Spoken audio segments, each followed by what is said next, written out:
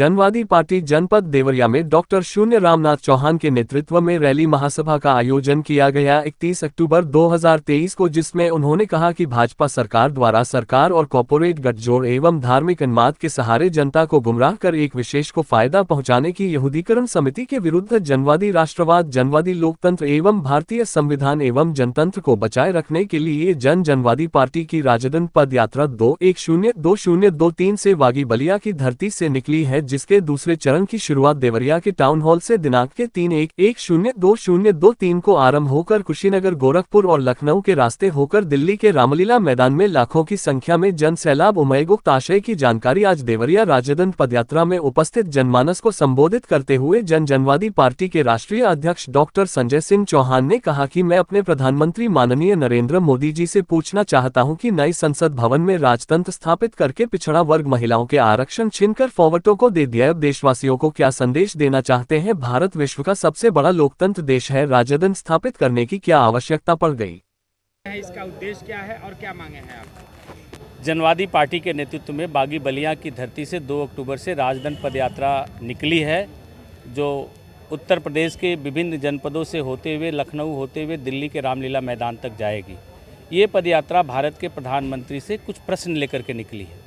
पदयात्रा के लोग और आम जनता जो भारत की है वो जानना चाहती है देश के प्रधानमंत्री से कि जिस देश में लोकतंत्र है उस देश की संसद में राजदंड स्थापित करने की आवश्यकता क्यों पड़ गई? जहां लोकतंत्र है वहां राजदंड के लिए क्या स्थान? इससे साफ जाहिर होता है कि भारतीय जनता पार्टी आरएसएस का जो हिडन एजेंडा था, बाबा साहब भीमराव अंबेडकर के संविधान को कमज़ोर करना, लोकतंत्र को कमज़ोर करना और इनको कमज़ोर करके भारत में अप्रोच रूप से राजतंत्र स्थापित करना, उस तरफ बढ़ गई है।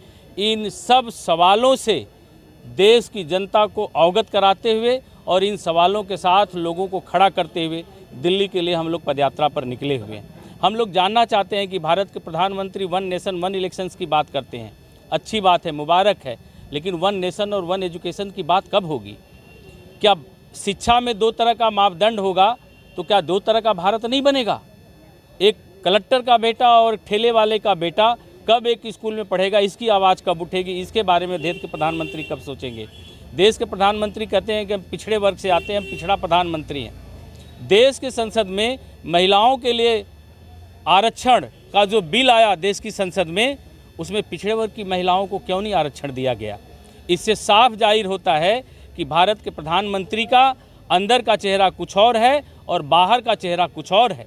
अंदर वह टोटल आरएसएस के एजेंडे पे काम कर रहे हैं और पिछड़े दलित वर्ग के लोगों के खिलाफ काम कर रहे हैं।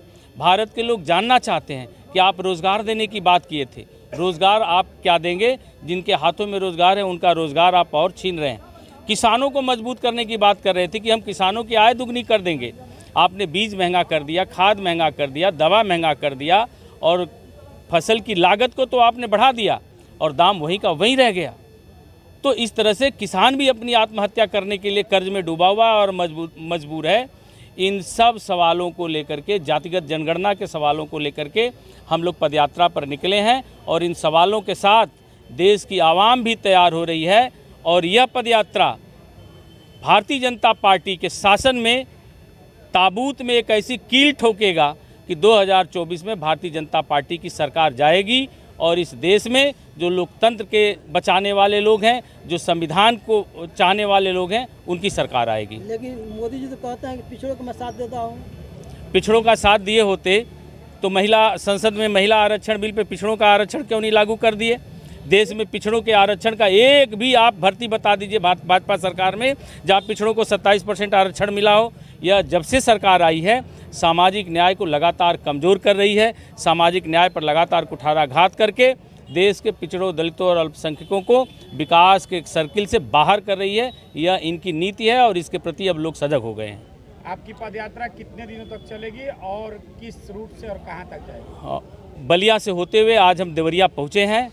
देवरिया से हम कुशीनगर होते हुए, महराजगंज होते हुए गोरखपुर जाएंगे। गोरखपुर से बस्ती होते हुए हम लखनऊ तक जाएंगे और फिर लखनऊ में इको गार्डन में 26 नवंबर को कार्यक्रम के बाद हम लोग 26 दिसंबर को रामलीला मैदान में पहुंचेंगे और इस यात्रा का समापन करेंगे। क्या नाम है? डॉक्टर संजय सिंह चौहान, राष्ट्रीय अध्यक्ष जनवादी पार्टी सोशलिस्ट।